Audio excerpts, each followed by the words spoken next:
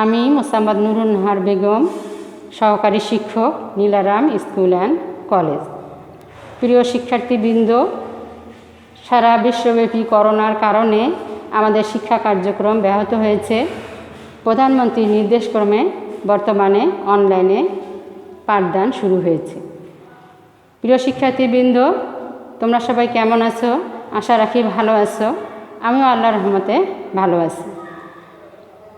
প্রিয় নীলারাম school and কলেজের নবম শ্রেণীর শিক্ষার্থীবৃন্দ, আমি আজকে তোমাদের বাংলা প্রথম পত্রের একটি গল্প তোমাদেরকে আজকে পড়াব। তোমরা সবাই তোমাদের বাংলা প্রথম পত্র বইটি এর সঙ্গে খাতা এবং কলম নিয়ে বসে পড়ো এবং মনোযোগ সহকারে আমার কথাগুলো শোনো। প্রিয় শিক্ষার্থীবৃন্দ, আজকে আমি তোমাদের জন্য একটা উপকরণ নিয়ে এসেছি। দেখো, এখানে এগুলো গাছের পাতা। আশা রাখি তোমরা এই পাতাগুলোর সঙ্গে সবাই পরিচিত, কম বেশি সবার বাড়িতে হয়তো আশেপাশে এই গাছটি আছে। এটা একটা ঔষধি গাছ এবং এর পাতা আমাদের অনেক উপকারে আসে। তো সবাই নিশ্চয়ই চিনতে পারছো, এটা হচ্ছে একটা নিম গাছের এই পাতা। আমি তোমাদের আজকে এই নিম গাছ গল্পটি পড়াবো। আজকে আমি তোমাদের এই নিম গাছ গল্পটি পড়াবো। প্রিয় শিক্ষার্থী, তোমরা ভালো করে মনোযোগ দিয়ে শোনো। এই নিম গাছ গল্পটি লিখেছে হচ্ছে বনফুল। বনফুল লেখকের আসলে ছদ্মনাম। এই বনফুল তার প্রকৃত নাম হচ্ছে বলাইচাঁদ মুখোপাধ্যায়। তার বাবার নাম হচ্ছে সত্যনারায়ণ মুখোপাধ্যায়। এই লেখকের জন্ম হচ্ছে 1899 সালের 19 জুলাই। তিনি একজন আসলে চিকিৎসক ছিলেন।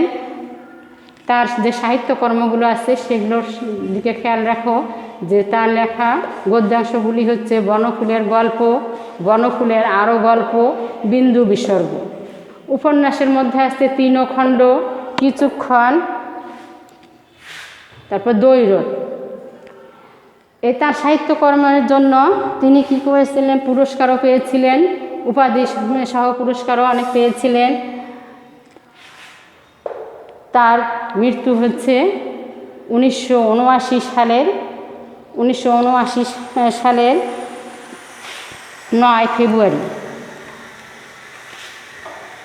আচ্ছা, প্রিয় শিক্ষার্থী, তোমরা দেখো যে তোমাদের বইয়ের যে বিষয়টি, বই খুলো এবং 80 পেজ, সেখানে দেখো যে বইয়ের বিষয়টি হচ্ছে অতি সংক্ষিপ্ত, কিন্তু এই সংক্ষিপ্ত আলোচনার মধ্যে লেখক অনেক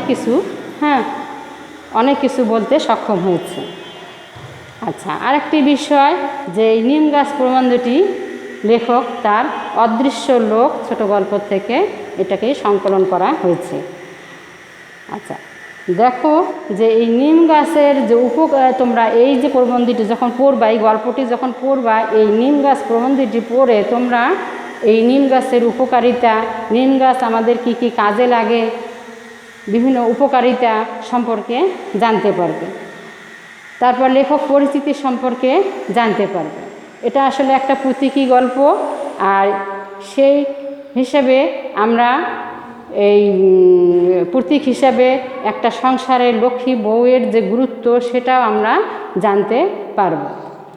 এখন মনোযোগ দিয়ে দেখো যে এই লেখক কী বলতে চাচ্ছেন। এই অতি অল্প আলোচনায় লেখক কী বলছেন দেখো, যে কেউ এর ছালটা ছিঁড়ে সিদ্ধ করছে, কেউ পাতা ছিঁড়ে পিষছে, কেউ বা গরম তেলে সেটাকে ভাজতেছে, কেউ দাঁত হাজা চুলকানিতে এগুলো লাগবে জন্য এগুলোকে ব্যবহার করতেছে।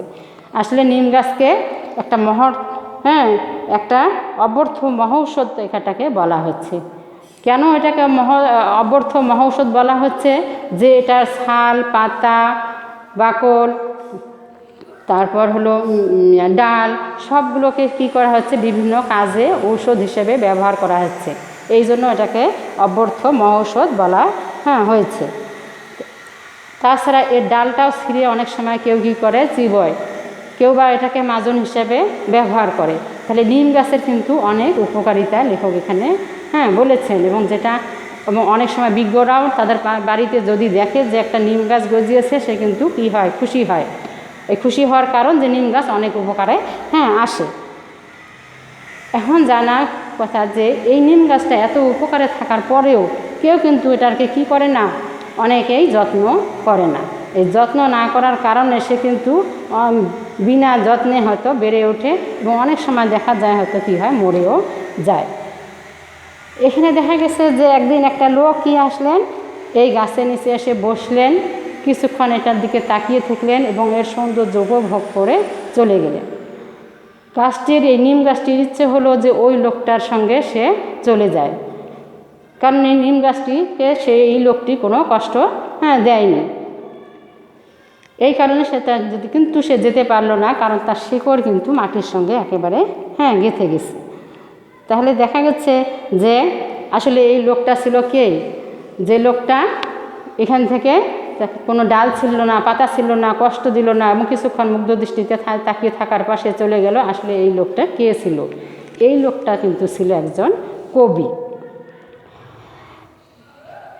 এই যে নিম গাছ প্রবন্ধটির শেষের একটা বাক্য দেখো আছে, এই বাক্যটার মধ্য দিয়ে এই নিম গাছ প্রবন্ধটির তাৎপর্যটা ফুটে উঠবে এবং এটার যে একটা প্রতীক গল্প সেটাও তোমরা বুঝতে পারবে এবং এটার মধ্য দিয়ে সমস্ত তাৎপর্য ফুটে উঠবে। দেখো, ভালো করে লক্ষ্য রাখো এবং লাইনটির দিকে ভালো করে খেয়াল করে করে দেখো যে ওদের বাড়ির গৃহকর্ম নিপুণা লক্ষ্মী বউটার ঠিক একই দশা। ওদের বাড়ির গৃহকর্ম নিপুণা লক্ষ্মী বউটার ঠিক একই দশা। লক্ষ্মী বউটার সঙ্গে কার তুলনা করছেন? ওই নিম গাছের তুলনা করছেন।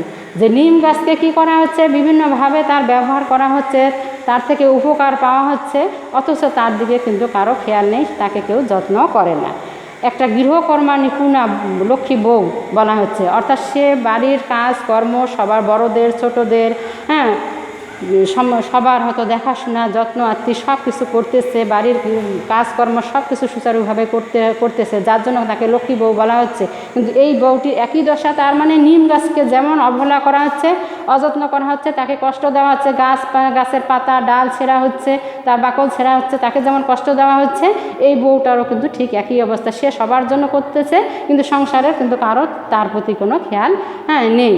তাহলে দেখা যাচ্ছে এই লাইনটির সঙ্গে কিন্তু ওই নিম গাছের কী করা যায়, এই বাক্যটার মধ্যে আমরা সমস্ত তাৎপর্য বুঝতে পারছি এবং এটা যে একটা প্রতীক গল্প, নিম গাছের প্রতীক, সেটাও কিন্তু আমরা বুঝতে পারতেছি। তাহলে বিষয় আসলো যে আমাদেরকে কি করতে হবে, এটা কি করা উচিত।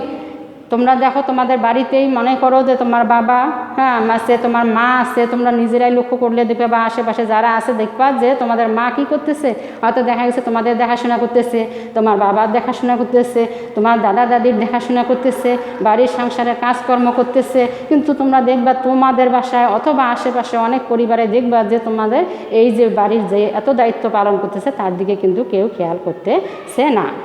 তাহলে দেখা যাচ্ছে সে কিন্তু মনকষ্টে ভুগতে পারে। কাজে তোমাদের কি উচিত, ওই যে তোমাদের দেখাশোনা করতেছে, যার দ্বারা উপকার পাচ্ছ, তার দিকেও তোমাদের কিন্তু কি দেখা, লক্ষ্য রাখা।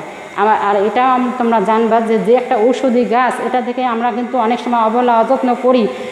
যত্ন না করার কারণে আমাদের দেশে অনেক ঔষধি গাছ এখন বিলুপ্তির পথে। কাজে আমাদেরকে কি করতে হবে, এই গাছপালারও কিন্তু যত্ন করতে হবে। এখন দেখো, আমি যদি তোমাদেরকে একটা বাড়ির কাজ দেই এবং এটার সঙ্গে সামঞ্জস্য রেখে একটা কাজ দেই, তাহলে তোমরা কিন্তু বুঝতে পারবা, আরও বিষয়টি বুঝতে পারবা। আর কোনো প্রকার যদি বুঝতে অসুবিধা হয় তাহলে আমার সঙ্গে কিন্তু যোগাযোগ করবা। যেমন আমি একটা উদ্দীপক তোমাদের দেই যে রোকেয়া খাতুন, তার দুই ছেলে ছিল। দুই ছেলেকে সে অনেক কষ্টে মানুষ করেছে, তারপর তাদের লেখাপড়া করিয়েছে এবং শেষে যখন ছেলের চাকরি হয়েছে তখন ছেলেকে সে বিয়ে দিয়েছে। তাহলে ছেলের যখন চাকরি হলো তখন সে বিয়ে দিয়েছে এবং তার বউ কিন্তু তাকে যথেষ্ট সম্মান করে। কাজে সব মিলে তার ছেলে, তার বউ, এগুলো সব মিলে তার একটা সুখের সংসার।